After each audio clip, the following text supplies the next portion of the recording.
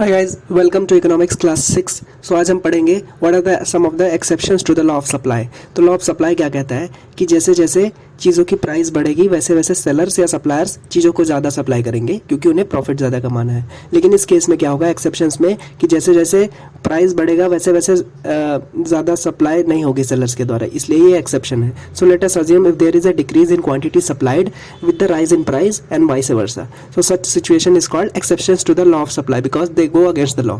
Okay, so इसमें कुछ 5-6 cases हैं। तो ये कब कब एक्सेप्शंस लागू होगा लॉ ऑफ सप्लाई में। पहला, एक्सपेक्टेशंस ऑफ फ्यूचर प्राइसेस। मान लेते हैं सेलर्स एक्सपेक्ट करते हैं कि प्राइस फ्यूचर में कोई चीज़ जो बेच रहे हैं सामान उसकी, मान लेते हैं टायर बेच रहा है कोई सेलर, तो सोच रहा है कि फ्यूचर में प्राइस उसकी बढ़ेगी, तो क्या करेगा, वेट एंड वॉच पॉलिसी रख लेगा, कुछ स्टॉक रख लेगा।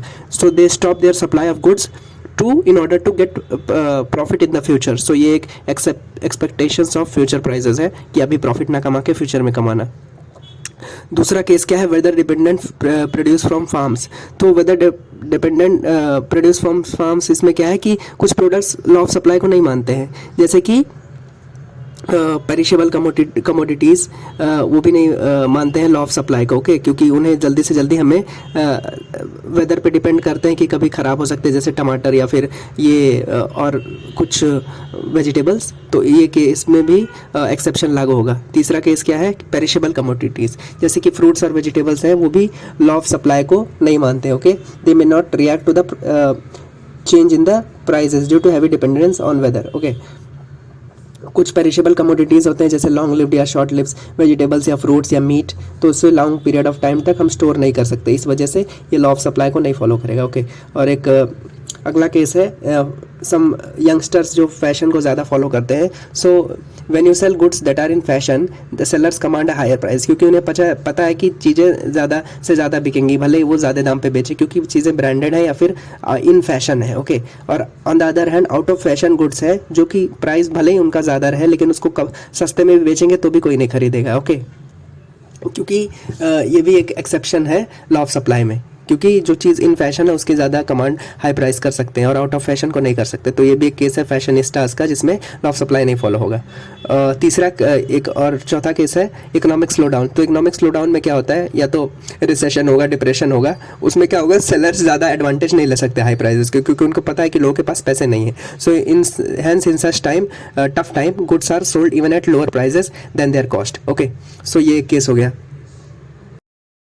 सो अगला एक्सेप्शन है मॉडिफिकेशन और चेंज इन बिजनेस। मान लेते हैं कोई सेलर अपना बिजनेस डाइवर्सिफाई करना चाहता है और चीज़ें लाना चाहता है अपने बिजनेस के अंदर, या फिर वो उसको बंद करके अपने पुराने धंधे को बंद करके नया बिजनेस चालू करना चाहता है, तो उस केस में भी ये एक्सेप्शन होगा, लॉ ऑफ सप्लाई नहीं फॉलो होगा। क्योंकि उस केस में सेलर क्या करेगा, he will sell the goods at any price because he want to clear off the stock and start a new business. Okay, so ये भी एक मॉडिफिकेशन या चेंज और बिजनेस के केस में भी एक्सेप्शन लागू होगा, लॉ ऑफ सप्लाई फॉलो नहीं होगा। ओके, सो अगला है रिक्वायरमेंट ऑफ मनी और फंड्स। मान लेते किसी सेलर या सप्लायर का अर्जेंट नीड ऑफ मनी है, तो वो नहीं देखेगा कि मैं प्रॉफिट कमा पा रहा हूँ या नहीं। They will sell the goods at a lower prices to get money. Okay, even at a low prices, भले ही उसका कॉस्ट कितना भी हो, तो वो वहाँ पे भी लॉ ऑफ सप्लाई नहीं फॉलो हुआ। और लास्ट वाला एक्सेप्शन है सप्लाई ऑफ लेबर।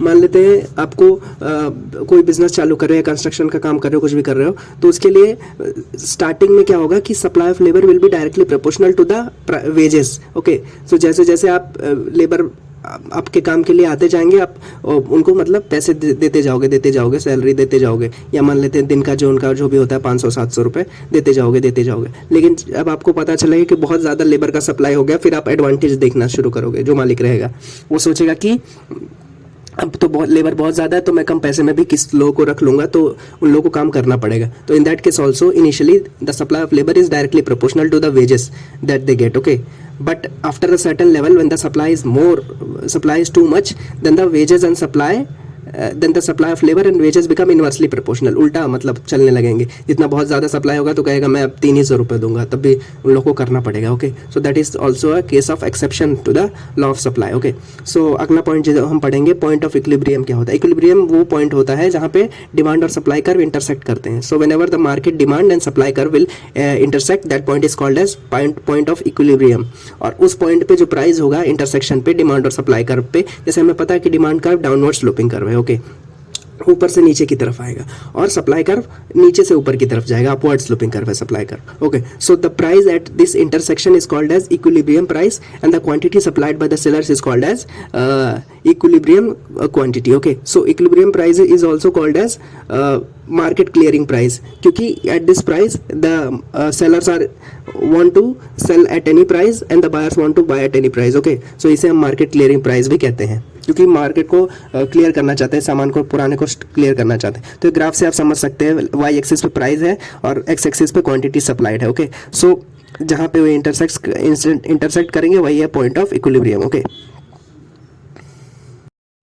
सो कुछ केसेस हम देखते हैं मार्केट इक्विलिब्रियम पे। पहला केस है केस ऑफ एक्सेस सप्लाई और दूसरा केस है केस ऑफ लेस सप्लाई और शॉर्टेज। तो पहला केस देखते हैं एक्सेस सप्लाई में क्या होगा। जैसे आप इस ग्राफ से समझ सकते हैं कि जैसे लेफ्ट वाई एक्सिस पे प्राइस है और एक्स एक्सिस पे क्वांटिटी है। ओके, तो आप जानते हैं कि डाउनवर्ड स्लोपिंग कर्व डिमांड वाला है जहाँ पे डी लिखा है, और अपवर्ड स्लोपिंग कर्व सप्लाई का है। तो चीज़ें सामान तभी बिकेगा जब पॉइंट ऑफ इक्विलिब्रियम जहाँ वो इंटरसेक्ट कर रहे हैं, मार्केट इक्विलिब्रियम जहाँ पे लिखा है उधर ही सामान बिकेगा। तो मान लेते हैं एक्सेस सप्लाई के केस में क्या होगा, इसी ग्राफ के अंदर जो एस वाली लाइन जो आप देख सकते हैं, इसी में कोई पॉइंट ऊपर होगा। ये जो इक्विलिब्रियम है ना, ये इंटरसेक्शन इसी के ऊपर होगा, मतलब सप्लाई बहुत ज़्यादा है। तो इसके केस में जब किसी भी आइटम की चीज़ें सप्लाई बहुत ज़्यादा रहेगी तो क्या होगी, तो उसके दाम घट जाएंगे। तो जब दाम घट जाएगा, सेलर्स क्या करेंगे, दाम घटा देंगे।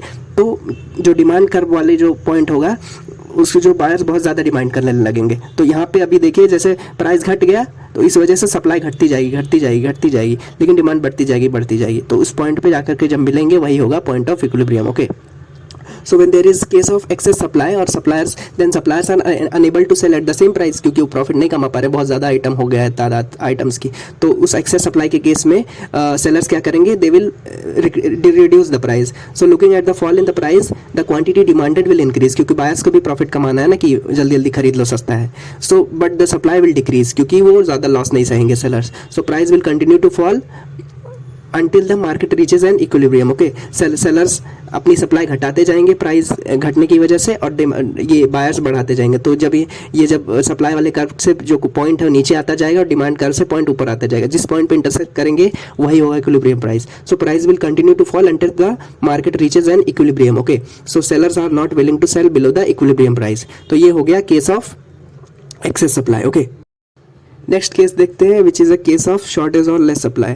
सो इस केस में क्या आप ग्राफ देख सकते हैं, जब चीज़ों की सप्लाई कम है तो एस वाले लाइन में आप देखिए जो उसमें वो पॉइंट कहीं पे इक्विलिब्रियम वाले इंटरसेक्शन पॉइंट से नीचे रहेगा। तो जब चीज़ों की सप्लाई कम है तो सेलर्स एडवांटेज लेना चाहेंगे, फ़ायदा उठाना चाहेंगे, क्योंकि डिमांड तो उतनी रहेगी। तो वो क्या करेंगे, प्राइस बढ़ाएंगे। तो जैसे जैसे वो प्राइस बढ़ाएंगे तो सप्लायर का ये जो पॉइंट है सप्लाई वाली लाइन पर, वो धीरे धीरे ऊपर की तरफ जाएगी, इंटरसेक्शन की तरफ। लेकिन जब प्राइस बढ़ गई चीज़ों की तो बायर्स को तो लॉस हो रहा है ना, बायर्स तो उतना महंगा खरीद नहीं पाएंगे। तो इस वजह से डिमांड ऊपर से नीचे की तरफ आएगी। सप्लाई वाला पॉइंट नीचे से ऊपर की तरफ जा रहा है, डिमांड वाला नीचे से ऊपर से नीचे की तरफ आ रहा है। तो वो कहीं पे एक जगह पे जाके मिलेंगे, वही होगा case of equilibrium. So in case of shortage of goods, the suppliers have an advantage because so in that case too many people chase too few goods. Okay, so too many people chase too few goods. Okay, so the prices are increased, क्योंकि supply कम है, sellers को advantage लेना है तो वो चीज़ों के दाम बढ़ा देंगे डिमांड को कर्टेल करने के लिए. Okay, so prices are increased by the suppliers.